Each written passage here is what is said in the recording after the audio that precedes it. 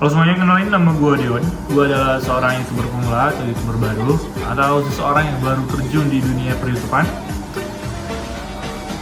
Target gue adalah di tahun 2020 ini gue bakal upload sebanyak 100 video pertama gue, dan gue menginginkan target yaitu 10.000 subscriber pertama gue, dan tentunya dengan support dan bantuan kalian semua.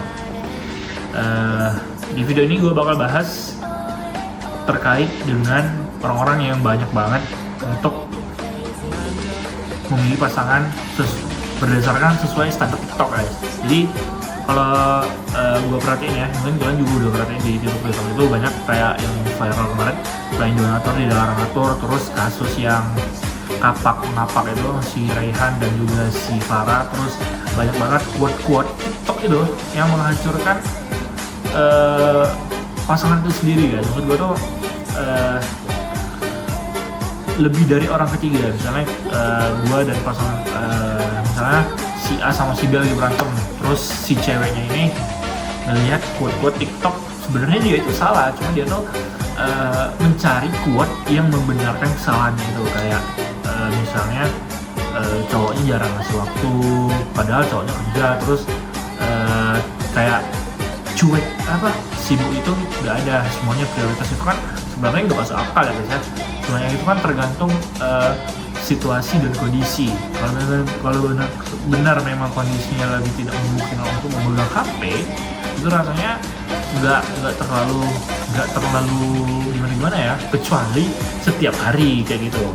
Kalau kan rasanya nggak mungkin ya setiap hari. Kalau misalnya si cowok atau si cewek ini nggak ngabarin, setiap harinya sibuk kan nggak mungkin ya. Mungkin ada 2-3 hari yang dia benar-benar nggak pegang HP, atau dia benar-benar full hari itu untuk bekerja atau fokus dengan hal lain. Jadi menurut gua kalau kalian misalnya dikit-dikit berantem, dikit-dikit lihat TikTok, dikit-dikit berantem terus lihat TikTok, itu sebenarnya yang penghancur hubungan yang kalian itu adalah si TikTok itu menurut gua ya, bukan dari orang ketiga.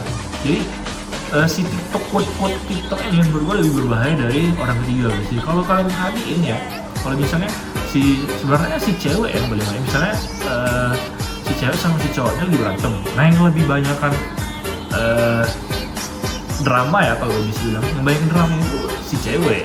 Nah, si cewek ini scroll TikTok terus nemu quote yang membenarkan kesalahan dia. Maksudnya nggak semuanya ya, tapi ada yang rata-rata tuh kayak gitu. Jadi misalnya yang kayak gue omong tadi, jadi dia kayak banyak lah quote TikTok itu yang membenarkan kesalahan dari yang sebenarnya nggak terlalu gimana gitu ya. Misalnya normal kalau menurut gue ya, dalam hal seperti itu. Jadi menurut gue tuh kalau misalnya kalian lagi berantem, solusinya itu bukan scroll TikTok ya, itu mungkin harus dibicarakan. Terus kalau misalnya baru banget nih, baru udah berantem terus diam-diaman, itu sebenarnya normal kalau diam-diamannya 10-15 menit doang. Terus tuh baru diskusi dan mencari solusi bersama. Maksud gue semua quote TikTok yang kalian lihat itu belum tentu solusi dari permasalahan kalian yang sedang kalian hadapi gitu, guys. Maksud gue tuh jangan apa-apa lihat quote TikTok, lihat quote Instagram, lihat quote TikTok,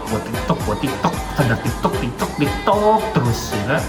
Maksudnya kalian tuh, setiap orang tuh punya permasalahan yang berbeda-beda, guys. Maksudnya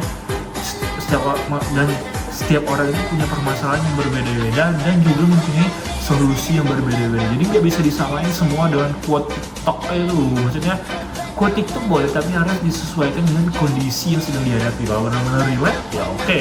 Kalau benar-benar karena untuk mencari quote untuk membenarkan kesalahan atau perbuatan kita itu rasanya nggak benar, guys. Jadi kalau menurut gue ya, kebanyakan orang-orang yang relationshipnya nggak bertahan lama itu ya gara-gara quote TikTok ini, quote TikTok yang lebih berbahaya dari orang ketiga ini. Kalau menurut gue itu lah. Sebenarnya menurut gue tuh mau ngomong ini dari lama ya, cuma gue tuh nggak ada sarana mau ngomongnya di mana gitu.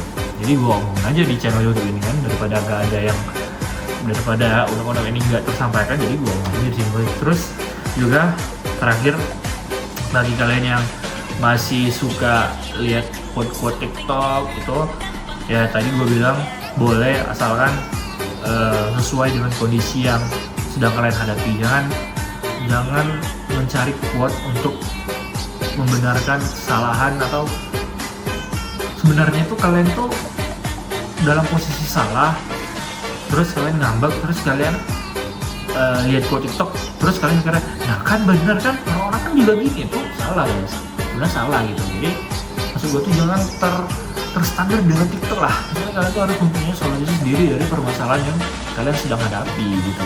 Jadi ya gitu, mungkin videonya cukup segini aja ya, dengerin gua ngoceh kayak gini. Jadi ya tetap pantau terus gue sampai di 100 video pertama gue di tahun 2020 ini, dan semoga gue juga bisa sampai di 10.000 subscriber pertama gue di tahun 2020 ini. Thank you dan terima kasih udah nonton, dan see you di video gue selanjutnya. I just had to let you know you're